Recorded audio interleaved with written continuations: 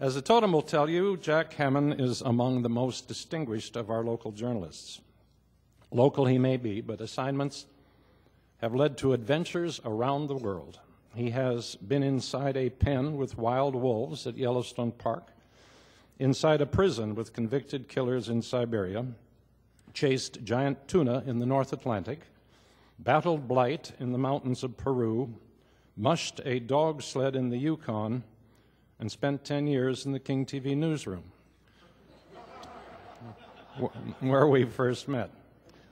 Jack's handling of these and many other television assignments for King, CNN, and PBS have led to national recognition and many awards, but he's here today as an author whose first book, On American Soil, shows him to be multi-talented in multimedia. On American Soil is a nonfiction investigative account of one of the largest and most controversial events in American civil rights history, and it happened here. Jack is the winner of the 2007 Horace Mann Award, bestowed on those who have achieved victories for humanity. He's an unlikely hybrid of a Bruin and a duck, with an economics BA from UCLA and a law degree from the University of Oregon. Jack's wife, Leslie, is here today, and together they coach girls volleyball at Garfield High. Indeed, service of both self and the net. Jack, if you'll excuse a brief commercial word. Tomorrow night, with another King alum on KCTS, Jack will be appearing on KCTS Connects on a subject even different from today, and one of the many in which he and Leslie share an interest. And this brief commercial message on American Soil is available for purchase in the lobby following the meeting. Jack? All right. Thank you. I'm at the end of a cold here. I'm thrilled to be here, and the cold in no way dampens my enthusiasm for being with this club. I can tell you proudly that my father was a 29-year Rotarian with perfect attendance for all 29 years. My parents went to Antarctica at one time, and he made up in Patagonia coming and going. When women were allowed in, my mother, who became a school superintendent, was a Rotarian for 6 years. My parents are both retired, but my brother is a 20-year Rotarian. So, like one of your new members, I've grown up knowing a tremendous amount about your club and respecting it, and thrilled to be here, particularly in Seattle. You never know about your own city, and it's a shock when you grow up, as my wife and I, 30 years of marriage, spent most of it here, found out some pieces of Seattle history that at first did not seem likely, couldn't possibly be put together, and eventually led us to a story that we find to be not only an important part of the history of our community, but has, I think, some tremendous relevance today when we try to figure out some of the headlines that we're facing now. Let me tell you a little bit about it. When I worked for Eric Bremner and the wonderful Dorothy Bullitt and Ansel Payne at King TV, I started off as a general assignment reporter, which meant that whatever was on the list that day, you got sent to it. And sometimes they were exciting, and sometimes they were quite boring, and this promised to be a very boring day, because over at Discovery Park, they were going to have yet another public hearing on whether to expand the sewage treatment plant there at Discovery Park. As I stood at the back of the room, it was clear to one of the Discovery Park employees that I was quite bored. And she walked up to me and said, "You know, it's too bad because there's a lot of interesting things here at Discovery Park." And I said, "Tell me, what?" She said, "Well, you know, this used to be a major Army fort, Fort Lawton." And she said, at Fort Lawton, then as today, there's a beautiful military graveyard. And that graveyard, in 4 beautiful quadrants, has all of the headstones that one might expect, marble, 1 or 2 feet tall, engraved, to honor the American men and women who had fallen.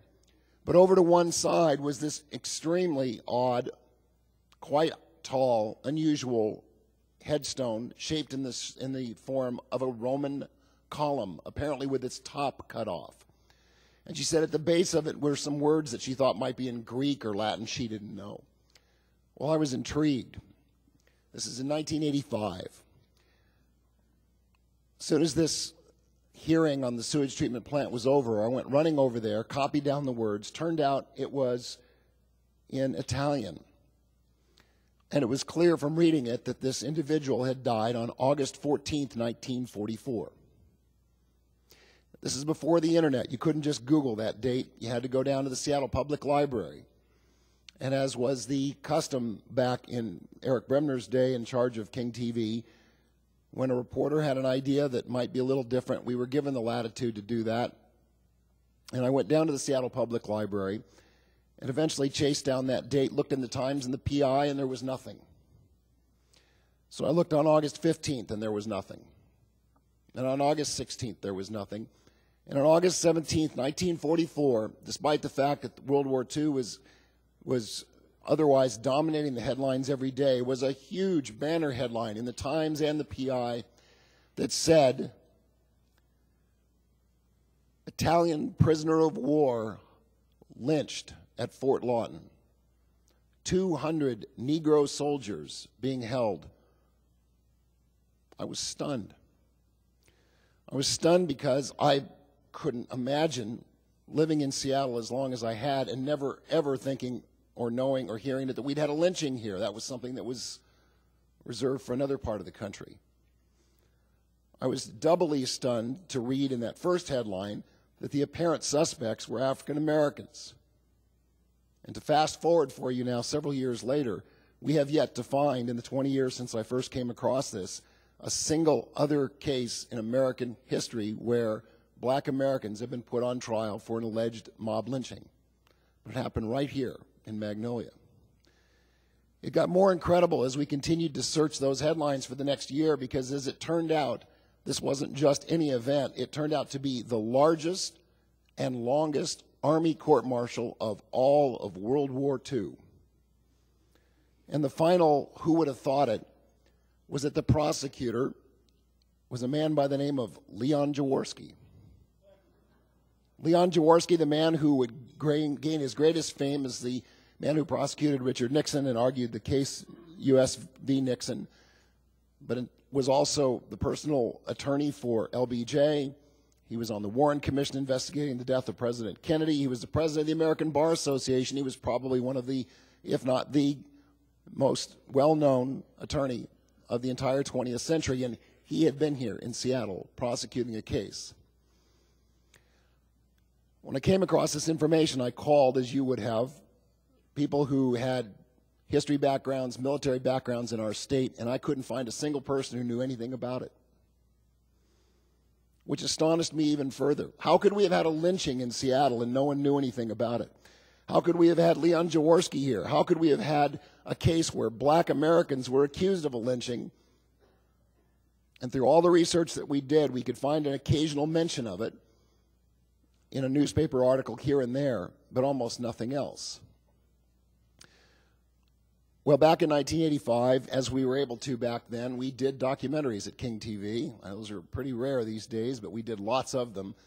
In fact, King TV was such a great place to work that network correspondents would actually come back to work for Eric and for Ansel.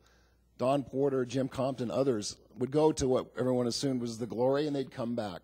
And we had a chance to do long form, and so I ended up doing an hour-long documentary that simply repeated what I had learned from newspaper accounts, that we had had this amazing trial. And when we did the story, it got a lot of very nice compliments and reviews. It won some awards, and I felt pretty good about myself, and I went on with my career. But as it turns out, the story that I told in 1985 was a lie. It wasn't an intentional lie, but it was the kind of a lie that journalists often find themselves telling when they rely on secondary sources. I had built my story based on what other reporters had reported back in 1944, that in August of 1944, Fort Lawton was one of the busiest, craziest Army installations in the entire United States. In that segregated Army, black U.S. soldiers were physically segregated from the rest of the camp, being put over in one very remote section, and quartered next to them, also because they weren't white by U.S. standards, were Italian prisoners of war. Now, we don't have time today to go over the details. That's what we do in the book. But the confluence of Italian prisoners of war, black U.S. enlisted men, white enlisted men, and white officers. There were, of course, then no black officers. Those four cultures coming together led to a clash one night in which several people were injured, and an Italian prisoner of war was in fact found lynched. And the U.S. Army put all of its resources into prosecuting, it turned out, 43 of those African-American soldiers. All 43 defendants were black, charging 3 of them with first-degree murder. All 43 had to share just 2 lawyers between them, one of whom is still living and was a long-standing member of the legal community here, Howard Noyd. Since retired, Mr. Noyd was with Safeco for years. He lives in Bellevue. And the other, I think, is a name familiar to many of you, Judge Bill Beeks. William Beeks is one of the most colorful characters to ever be in the bench here. He was a federal judge, admiralty specialist, and from those who clerked from him, really quite someone to work with. My wife and I raised 2 children, and when they went away to college, we had been bothered for literally by then almost 15 years of nagging questions. Nothing added up. It didn't make sense. There was something else about this Fort Lawton case that just did not make sense. So we embarked on what we thought would be a year of research. It took 2. It took us to little communities all across the United States. We got in our car and drove to Mississippi and Chicago and, gosh, just about everywhere else that these soldiers had come from throughout Texas. But most importantly, we went to the National Archives in Washington, D.C. And on one hunch, and then that led to several other hunches, my wife, Leslie, continued to look, determined that somewhere, somehow, the United States Army must have had some separate record of what this case had been all about. I tell you this because we went there, and again, we did what you would do. We went to the National Archives, went to the section on the court-martials for World War II. We looked everywhere, and there wasn't a single reference to this case. And we said, how can that be? It was the largest and longest court-martial. Couldn't find a thing. We found that there was a section about Fort Lawton. We looked everywhere. Not a single reference to this case. And it went on and on and on until one of the archivists turned to my wife and said, well, you know, we do have a section under the Transportation Department of the Army, which is what this was under. It's called miscellaneous records. Now, here's how our days went at the archives. Leslie and I always liked to be there first in the morning, so we'd get up, get our coffee, we'd stand there so that we could get the table that we wanted. The doors would open at 9. We'd be there 6 days a week. Sometimes it was open till 10:30 at night. We'd be the last ones to leave. We'd grab a hamburger, go to bed, wake up, get a cup of coffee, come back the next day, stay till the end, and we did this over and over and over again until one day, as we were sitting side by side as we did each day, I was going over some files, and suddenly Leslie went, Jack. And there was the first page of what turned out to be an extraordinary document. Actually, not a document, a report this big, by this incredibly colorful United States Army general by the name of Elliot Cook. He was with the Inspector General's office, but his life would make a book in and of itself. And Cookie, as his friends called him, was a no BS kind of guy. He looked at what Leon Jaworski was doing in Leon Jaworski's criminal prosecution. He came here separately at the same time Jaworski was getting ready for this big trial and did his own investigation. And glory be, in that file that we had, he had brought with him someone to transcribe every one of the hundreds of interviews that he did with Italians, with black enlisted men, with white enlisted men, and with officers, including generals in the Army. And as it turns out, in that document, it showed pretty darn clearly that the 43 men who were put on trial for that murder did not and could not have committed it. And furthermore, in Cookie's own words, it was the worst example of investigative mishandling of a case that he had ever seen.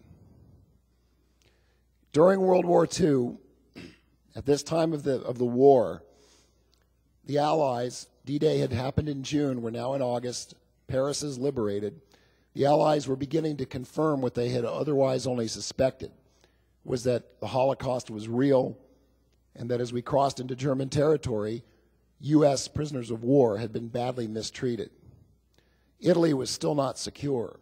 They had surrendered, but there was a tremendous amount of correspondence going back and forth that showed how tenuous that relationship was. And so it is our theory, and I think it's substantiated in the book, that the United States government was under tremendous pressure to get some kind of conviction, any kind of conviction, not wanting at the end of this process to win the war, to go in and try to prosecute for war crimes or for POW abuse in Europe, only to have them say, well, look what happened in Seattle. You lynched an Italian prisoner of war. What did you do to get justice? And the pressure to get justice was meted out right here in Magnolia. Now, as an aside, if you're following along, I said that the prosecutor was Leon Jaworski. My generation of reporters, many of us, were in college during Watergate, and we became either lawyers or journalists. I did one, then the other. And many of us in our generation, I think, fairly blindly looked at what were presumed to be the heroes of the Watergate generation, Judge Sirica, John Dean, probably high among those, Leon Jaworski, and who thought to ever look at their record. They were heroes, after all. Look what they had done. And Jaworski's otherwise really unblemished record, this is the first book that really takes a real hard look at it. And some of the things that Seattleites who've read the book enjoy the most is he was a prolific writer. He wrote home to his wife a lot, makes some great comments about what it's like to walk around in downtown Seattle and being on an expense account. But he also fairly admits that he had to win this case, that the pressure was on because he wanted to be the guy picked to go prosecute criminals in Europe. And in fact, that happened. And although he left before the Nuremberg trials, Leon Jaworski became the first ever prosecutor to successfully prosecute someone under the Geneva Convention in Europe, and had to win this case. I have asked, and others have asked, during World War II, depending on how you look at the numbers and the dates, anywhere between 10 and 20 million human beings perished on this earth as a result of the war fought on almost every continent. If you do the math, that's tens of thousands of people on average a day. Why in the world was so much time and energy put in Seattle to try to figure out who killed one Italian private prisoner of war? And the conclusion I've come to is this. After World War I, the world was determined to end the abuse that had been so prevalent throughout most of human history about the way conquering countries would treat their prisoners of war. And so the United States led the charge for the Geneva Convention. And the United States, in one of its greatest glories, pushed it through so that almost every nation on earth signed the Geneva Convention. And when word got out that a prisoner in American custody on American soil had not just been killed, but lynched, Americans in general and politicians in particular said, that's not what we do in our culture. That's not what we do in our society, in our nation. And we will find an answer. And so even though he was but one of 10 to 20 million people who perished, this one prisoner of war, who, by the way, his headstone is still there at Discovery Park, represented at that time what Americans felt about the way prisoners of war should be treated. And I'll leave it up to my readers to decide whether or not Americans have upheld that in recent times. We wrote the book because this happened in our neighborhood. We live on Queen Anne, but we can practically walk to Discovery Park. But something else happened. After the book first came out in hardcover, Representative Jim McDermott, who I did not know personally, called Leslie and I one day while we were in our garden. And he said, "Oh my God, I've just got your book. And I was at the opera last night, couldn't stop reading it. My wife kept elbowing me, and I finished it." And he says, "What can I do? What can Congress do?" And I was unprepared for that question. Over the next couple of weeks, he had his staff put together a bill. And the bill was eventually introduced in Congress, imploring the Pentagon to reopen this case based on the evidence that we had presented in the book and from General Cook's report. My mother, a Rotarian who is a spectacular woman beyond what you know, grew frustrated with the fact that she knew this bill was before Congress, but nothing was being done. And I said, "Well, Mom, you know, the one party is in power right now. McDermott is not their favorite person. And frankly, this is how things go. You know, bills don't get out that way." So Mom sat down without telling me, and she wrote a letter to her congressman saying, "As a mother, I find that this case really should move along." And she had a lot of other really interesting things to say. Didn't tell me about it. Her congressman was not just any congressman, as it turns out. They live in eastern San Diego County, and her congressman was Duncan Hunter, who is at that time, chairman of the House Armed Services Committee. A staunch Republican, practically the opposite of what you can imagine with Representative McDermott. And yet, he was moved by my mother's letter, and without telling me or anyone else, brought this to the Pentagon for them to vet, brought it to his committee for them to vet, and everyone concluded the same thing, that these men had been wrongly prosecuted and wrongly convicted. And we found out a few months ago that thanks to Representative McDermott and to Representative Hunter, the Pentagon is now reviewing and has already begun the process of overturning the conviction for several of these men and also making sure that the record is set straight. It's not what we set out to do. We're thrilled that it's happening. The largest lesson here of all, of course, is here's a part of our history in our own community that is all of these unlikely things that occurred, and that's the way history works. You think history is static, it's not. And there are thousands of other stories, I'm sure, to be told out there about our Seattle history that are probably in that National Archives and elsewhere. I haven't been paying attention. I wanted to leave some time for questions. Do we have any time left? Okay. Do we have any questions? Yes, Mr. Monroe. Mr. Monroe is somebody I interviewed as a... Hold on, Ralph. All right. We're coming. We're coming. No questions without a microphone. Did you find any of the African-American soldiers as retirees? Anyone? Yes, yes. He asked if we... Oh, you heard the question. There were several who were still living in Texas when I was working for Eric at King TV, and we flew to Texas. They looked at me and said, "You know what, Mr. Hamann, you don't have to believe us, but no black man is going to lynch someone if they want to kill them."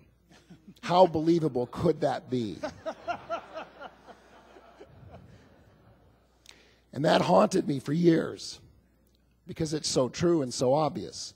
And actually, by the end of the book, you get an idea of who we thought did it. And if you think about it, you pretty much have to be a little bit of an expert on how to do that kind of stuff, and this person that we think did. There are still two of them still alive. One of them, of all things, his grandson is Kendall Gill, who played for the Sonics for a while and elsewhere. Yes. I do have a legitimate question, but first of all, I'd like to thank President Bill and also Chairman David. Your presentation is the second in 3 weeks. We had Steve Reynolds here 3 weeks ago that talked about diversity in the region and what they were doing. So first of all, I would like to thank you for keeping us on point with the issues. And it really makes me feel very proud to be a Rotarian to see these kinds of programs. And of course, thanks past President Dorothy and Eric for their long history of good works. My question is, why was the information kept hidden for so long? And Normally, you know, I'm a research scientist myself, so the kinds of things you had to go through means someone wanted that information not readily available to the public. Thank you. We are not conspiracy theorists, my wife and I. And really the best explanation was this. How many of you served in World War II? Some of you did. All right. When that war was over, everybody wanted to get home. I mean, that was number one. And here in Seattle, maybe more than others. And so what happened was, although they were supposed to carefully collect records and put them away, literally tens of millions of boxes were simply, oh my God, I just got to get this out of my hair. Here, you take it and store it in that closet. Then someone else moved it to that warehouse. Someone else then 5 years later shipped it over here. And eventually some poor sap in the 1950s is stuck looking at these things. They don't know what it is, so he puts it under miscellaneous. And until somebody had a reason to find it.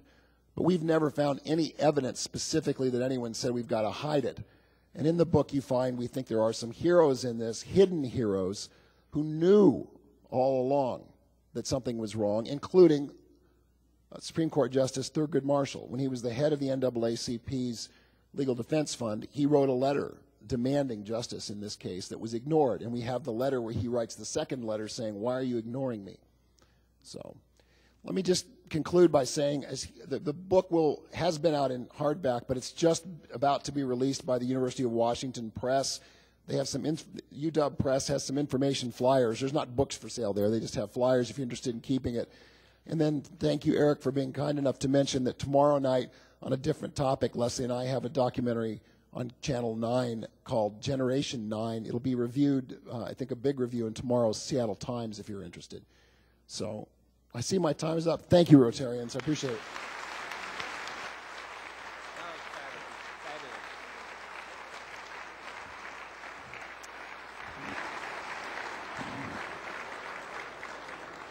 I wish we had time for more questions, but I'm hoping Jack and his lovely bride will be able to stay for a few minutes. And Jeanette's here, and her CDs are available. Very beautiful music, Jeanette. Which brings us to this week's pretty good rule. Pray for wisdom and courage, not for stuff. See you next week.